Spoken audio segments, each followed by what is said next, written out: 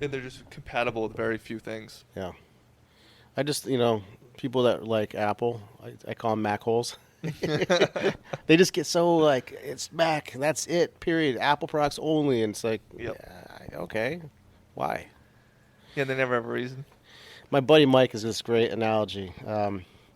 He says, like, Apple products are like a tricycle. They're like very stable. You basically have to like throw it off a cliff to break it. Whereas Android is like a motorcycle, highly customizable, but a bit dangerous. That's how I see it. Welcome to the Move with Motus Podcast. My name is Dr. Christopher Ellis, and joining me is personal trainer John Williams.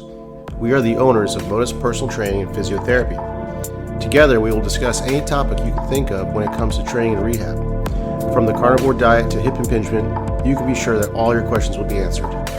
Enjoy this week's episode. Static stretching, specifically. Static stretching. Okay, here we go. What are your thoughts? I think it's good. Yeah? I'll be honest. I'm going to say this. And your buddy Kelly Start would agree with me. Also, by the way. He actually believes in holding positions for 2 minutes. That's his thing. He also said stretching is dead. He was right before. Now he's wrong. So here's my thing with static stretching. There's a whole bunch of ways to like mobilize joints. We talked about soft tissue mobilization in the last episode. There's dynamic mobility, which is like moving into an end range of position, like doing like the quad pull or like the heel scoop. You might know those terms, where you sort of like pull into end range of motion and then you sort of release it. And then there's static stretching, where it's like the typical stretching, where you just hold a position for a long period of time, let's say 30 seconds to a minute. I personally believe, based on experience and research, that static stretching is the best way to increase range of motion at a joint above all other forms of mobility. But here's what I also believe. I believe dynamic mobility can also have the same effect when the sum total of how long you held the stretch for equals the same amount of time you held the static stretch for. And it looks like the research says 60 seconds total is the minimum to improve range of motion at a joint. All right, so let's make some definitions here so people know what we're talking about. So static stretching, or also known as passive stretching, that's one form, right? Then there's active stretching, which I guess you're saying dynamic stretching? Yeah, dynamic. It's kind of the same thing. You're using your muscle a little more. There's ballistic stretching, which generally people don't want to do. Like, that's the old school balancing your hamstring type of thing. Yeah. That's generally considered not a good move. I actually brought that back. You did? I'm just kidding. All right. I was going to say, here we go.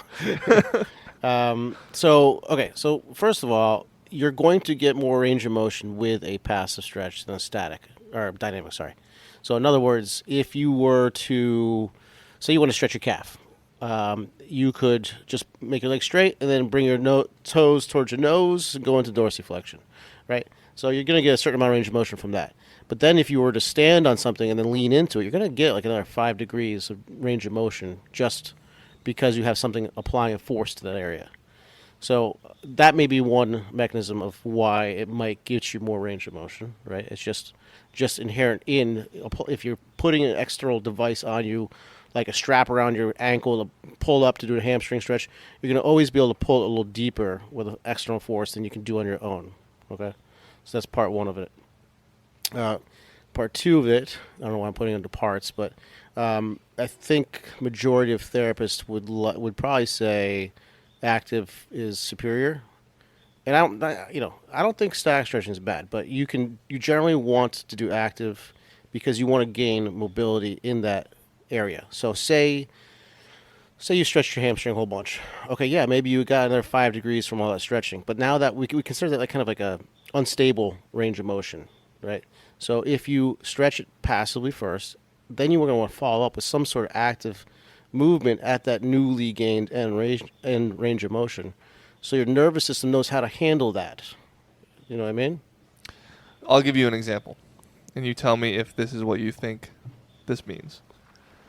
I've been doing this circuit where I do a barbell bench press, then I do like a band-resisted like face pull, and then I do a shoulder horizontal adductor stretch, which is like straight arm, like door stretch, pec stretch, pretty much. Yep.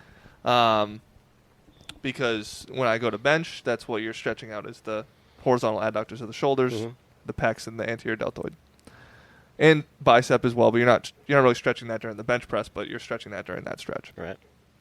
I go back to do the bench, and I only hold it for like 20 to 30 seconds. But I'll do that each set, so the total sum is 60 seconds. By that last set, today was a great example. The shoulder impingement I was experiencing at the first set, completely gone. And my ability to reach that end range and then push back out of it was definitely greater. I don't necessarily think that what I had done was create so much instability that I shouldn't now be benching. I think I've created just a little bit more range of motion, and then now I'm strengthening it through that range of motion by doing the bench press right afterwards. Yeah, and I think that's fine. You're in a controlled environment. I think where people could potentially get into trouble is like stretching a lot before like an athletic event, right? Where you're not thinking about form. You want to kick that ball in the net. You know, you're very function driven.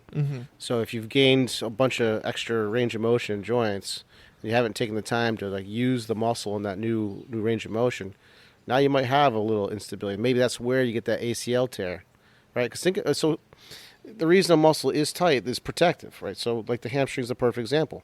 When you kick a ball, your knee goes into extension. The hamstring will limit how far that goes.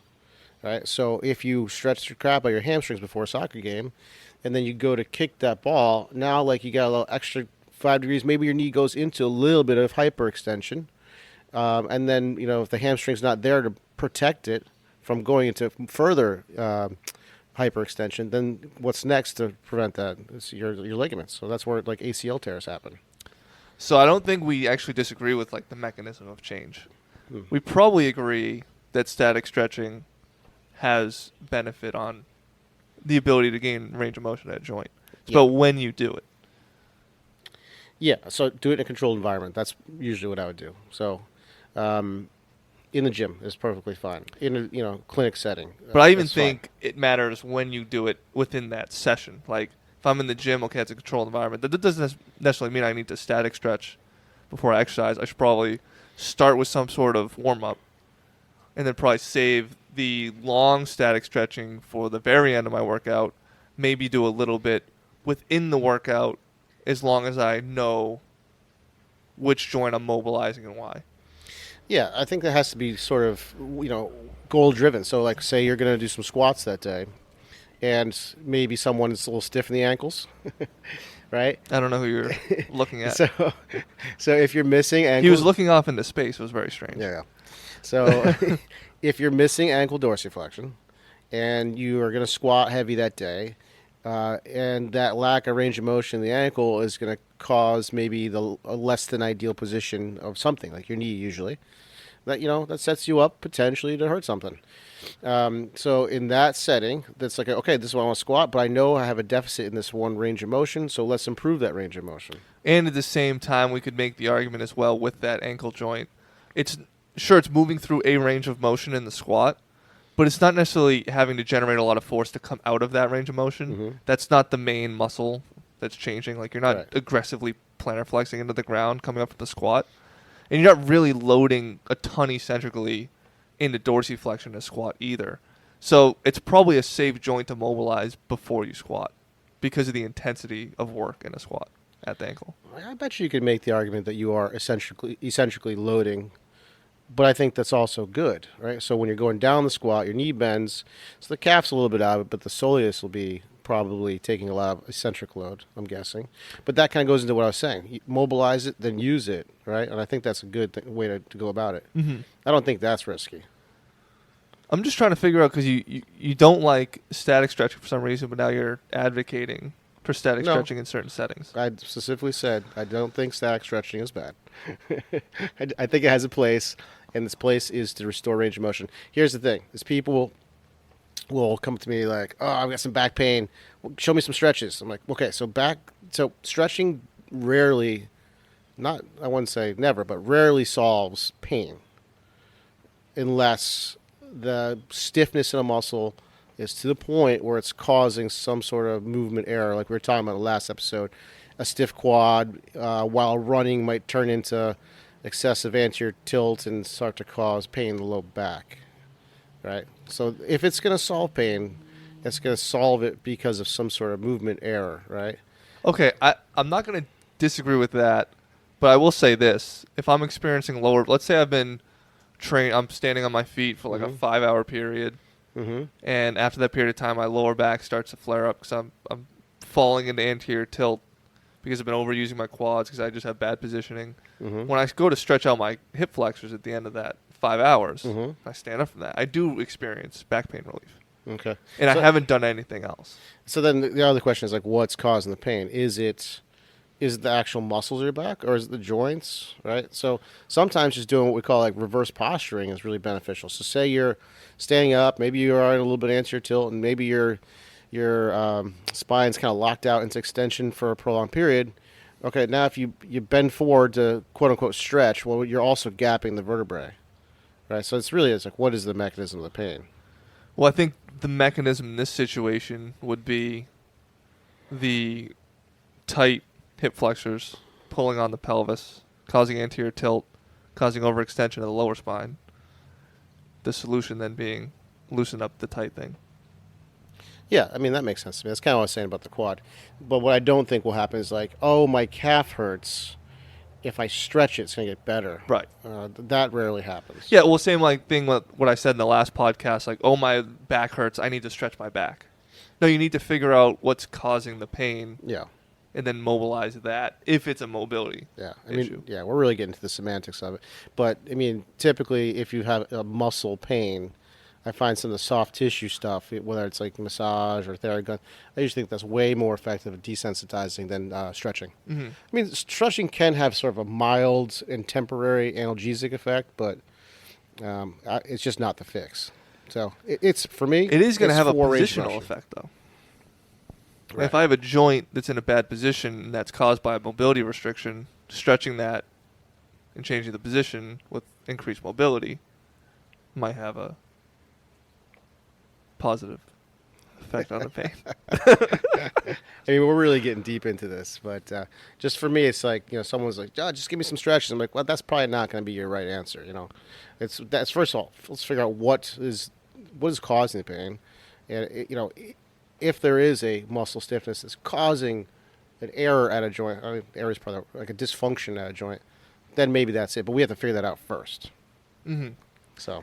Yeah, I would agree with that. Yeah, I agree with like figuring out the root cause of something. Yeah.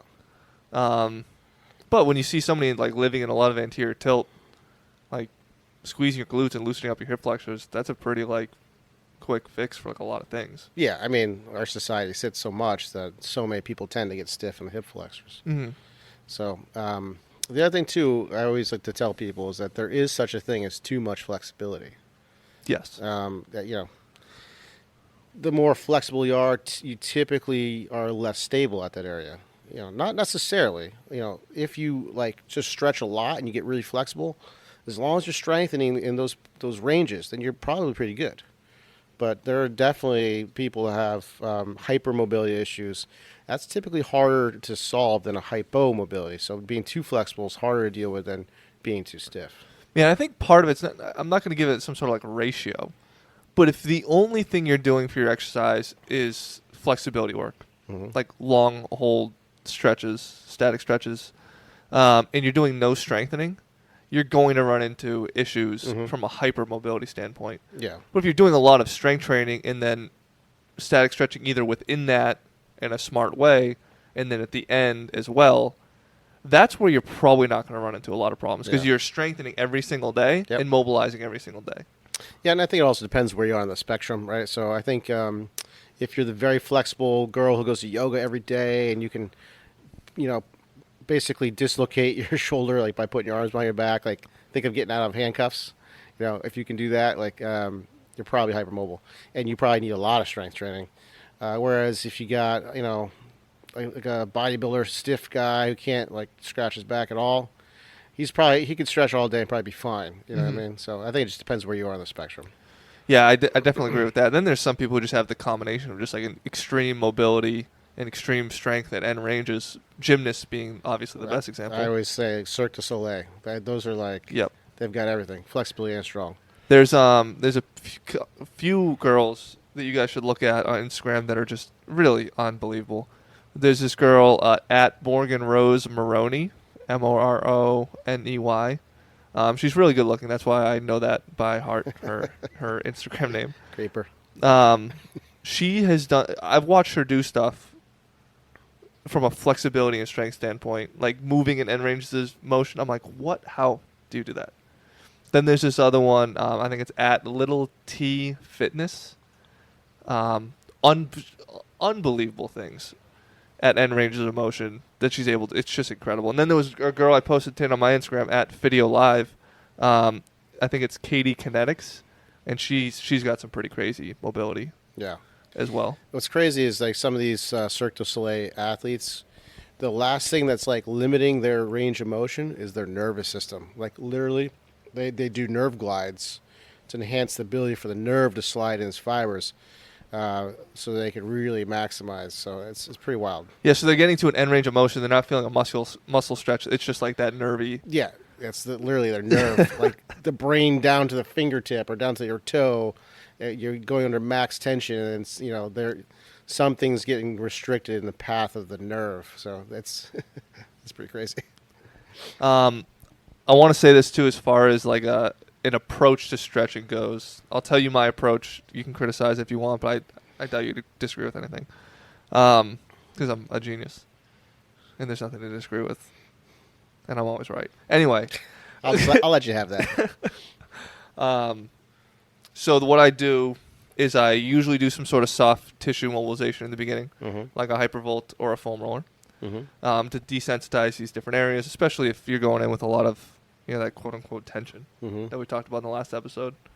And then I do some sort of sets of movements, usually focusing on the hip musculature and the core musculature, and usually the erectors of the spine, to emphasize posture and to make sure all that's ready to go for all the rest of the stuff I need to do. After I do that circuit, that I usually call that my activation circuit, I do active mobility. So these would be like pulling a joint end range of motion. You can see plenty of stuff on my YouTube in the mobility playlist about that. And then I'll do exercises, and within those circuits, I will I'll mobilize a joint through static stretching if I think it needs mobilization. So if I'm doing a squat, I personally have very tight hip flexors, and it limits my joint position. So when I go to squat, in between each sets of the squat, I'll mobilize my hip flexors. If I'm doing a bench, like I said, I'll do that like pec stretch. And then at the very end of my session, I spend 10 or so minutes with static stretching and no other forms of mobilization. Yeah, I like to, I guess it depends on who I'm treating or if it's myself. Time's obviously a consideration here, because it's not like we have all the time in the world to exercise. Right. I just try to be as directed as possible. So, like, pick whatever movement you're going to do that day. It's a hinge or a deadlift, or deadlift and hinge, same thing. Squat, a bench, and figure out if you're missing something that's causing a compensation.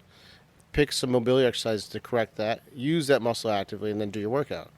And then, I love to do soft tissue in the evenings. Like, I just think it's a great way to, like, wind down. Yes. So, like, I kind of see that as, like, tissue management. So you got an area that's not feeling great. I tell people all the time, scrape yourself. You could even use a spoon and some lotion, and you can just scrape it, massage it. You could buy cups on Amazon for like $20, and I think that's a great way to sort of wind down. Actually, it stimulates your parasympathetic nervous system, so if you have difficulty sleeping at all, it's a great way to kind of get the fight or flight response turned off and kind of calm down. Yeah, light some candles, treat yourself a little bit. There you go. I like it. But as far as like the process goes, thoughts on the order? It kind of depends on what's going on with you. So if you have a mobility restriction, again, we'll talk about somebody named John Williams who's got ankle restriction. Shut up. He's going to squat. You mobilize it first, use it, and then go into your squats. Yeah, that's what I would do. Does that answer your question? I think so. I'm here to help John. So anyways, static stretching is good. Chris is weird. Yes. I don't know if I have anything else to say here. All right. There was something we were going into, and I wanted to talk more about it, and I forget what it is now. I feel like it was something about like people with crazy ranges of motion, but maybe it wasn't. Some people are crazy though. They can do some wild things with their body. Well, I feel like Instagram is all about stretch to impress these days. It's true. I see a lot of stuff. I'm like, no, don't do that. No. But then you see somebody do like a pistol squat with perfect lumbar spine mechanics, and you're like, what? How did you do that? And they'll pop up from it like they weren't on just one leg all the way down at end range of motion. You're like, oh my God, you're unbelievable. I mean, a lot of that's ankle mobility. A ton of it's ankle mobility. Yeah, because what happens if you're missing I feel like everything's dorsiflexion. So if you're missing dorsiflexion at all, and I wouldn't say missing, you almost have to have excessive dorsiflexion according to the sort of textbook norms to get into a pistol. Because what will happen is if you're a little shy, like say you only have like 10 degrees, your back's going to round forward as like a countermeasure so you don't fall backwards. Yeah. So you have to have, like, I'd say 15 or more degrees of dorsiflexion. Well, even just think about a squat in general. Like, take your knee and hug it up to your chest. Most people can do that, and then take your knee and, like, rotate it out a little bit and, like, pull your ankle in a little bit. Like, most people can get pretty far with that. Mm-hmm. There's usually not a ton of people are super restricted there. So you have all that range of motion in your lower limb to do a squat, but then the limiting factor is going to be that ankle every single time. Yeah, well, I do see a lot of people missing hip internal rotation, and then it'll turn into finding rotation in external, right? And then that kind of throws off your balance, and that, you know, so the hip mobility counts a lot too. So and of course your hamstring length on the opposite leg. So there's a lot to a pistol. I mean, I can't really do it. I would say like a pistol squat, but I'm saying like a 90-degree just bilateral squat. I find very few people have like the true, other than their ankles, any sort of mobility restriction that's causing them to not be able to do that. Just squat in parallel? Just squat the parallel. Oh, yeah. Then the biggest thing is just the ankle. Yeah, there's not a lot of range of motion requirements for that. No. Yeah. There's a lot of times it's just lack of knowing how to be in the right position. A lot of it's just not knowing how to maintain an arch in your foot. You know, Yes. I see these people like squat with their feet turned out. They even lift their big toes up. And, you know, it's like, no, you got to create an arch to set the knee in a good position. I have been actually teaching everybody to squat with their feet straight. Yeah, and I then like just that better. really rotating their knees out and then creating a good arch in the foot. And what do you find with that? You think people respond pretty well to that? Oh, there's so much more balanced. Yeah. They have a hard time getting into that position because it requires a lot of, capability. Your foot requires a lot of ankle mobility because you have to be able to actually externally rotate, which usually it's, you're a little bit internally rotated and missing dorsiflexion. So it's hard for people at the ankle to find that position. But once they can get there and I've mobilized that ankle better, they are so much more balanced. Yeah. I think like years of coaches telling people to, because a lot of people squat because they want to grow their booty, right? Let's be honest. So a lot of coaches will tell you to squat in your heels to get like more posterior chain activation. I'd like to see some studies if that even is a real thing. But because of that, I see everyone like lift their toes up thinking, okay, I'm getting my booty to grow by pushing off my heels. I think that's where that comes from. It's more dependent on the position of your pelvis because, first of all, squat on your heels or deadlift on your heels or RDL on your heels, the only thing you're going to feel is your hamstrings. Yeah. But if you have balance through the middle of your foot and then have your pelvis in a really good position, at the top of the motion and all the way down, it's going to be probably 60 to 70% glute and then hamstring. Well, yeah, I mean, if you bleed torque if you don't really activate it the right way. So if you create an arch of your foot and then externally rotate your knees a little bit, when you rotate your knees, you're basically creating a lock like in your hip, external rotators and glute medius. That all turns on. Yep. And you're just going to gain so much more strength out of that position. Yeah. And I see all the time, too, like girls squatting in a ton of anterior tilt, and then at the top they really like posterior tilt, like squeeze their glute. Yep. Like, push through. You're missing the point. Yeah. You didn't actually do anything because there's no load on your glutes at that point. Like there's no load through the tilt. It's very, very little. Yeah. So you want to be able to load it on the way down, which is what you didn't do when you anterior tilted your pelvis. Yeah. You're just firing up your hamstrings. That's why you got a small butt. Yeah, the arch is super important. I made up an exercise. I call them 50-cent squats. I think you'd like this one. Did I show it to you? We've talked about this a few times on the podcast. You're kind of obsessed. Well, they're fun. It's a little. Actually, no. I think you spoke about it on the episode that you had to delete. Trash, yes, because you turned off your mic. That's not what it was. Yes, it was. It's on right now. Is it on? All right, I think so. All right, so I'll describe it again. Squat bare feet, feet straight, but you take 2 quarters and put them underneath your instep, and the whole point is to not touch the quarters. And you can tell because you'll hear the quarters like slide on each other. All right, so that basically forces you to maintain an arch. Mm-hmm. So I built a whole program around this called Restore Your Arch. So go to www.restoreyourarch.com for more information.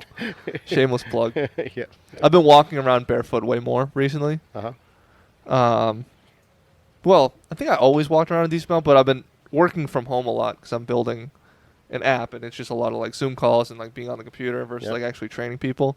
And so like just a few times a day, I'll just like go out and just like walk around my little neighborhood, and I'll just go like barefoot. And I think that's great. It's just better. Yeah. But granted, I do have those Vivo barefoot shoes, which is almost just as good. Yeah, don't wear shoes all the time. What are you doing? Yeah, don't wear shoes as much, and then just don't let your arch touch the ground. That's What was it. this podcast about? Stretching. How did we get here? This is what we do. I was like, are we still on the static stretching episode? Yeah, we are.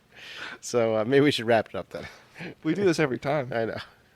We always get to feet at the end or back pain. It's one of the two. Well, yeah, I'm obsessed with feet. You're obsessed with backs. Yeah. This should just be the foot and back podcast. Yeah. If we had like a really big following and somebody like created like a Reddit forum for us, that would be like the thing that would make fun of. Yeah, totally. We should have more. Why aren't more people listening to this? Maybe because all we thought about feet and backs. Change the name of the podcast. All right, I'm shutting it down.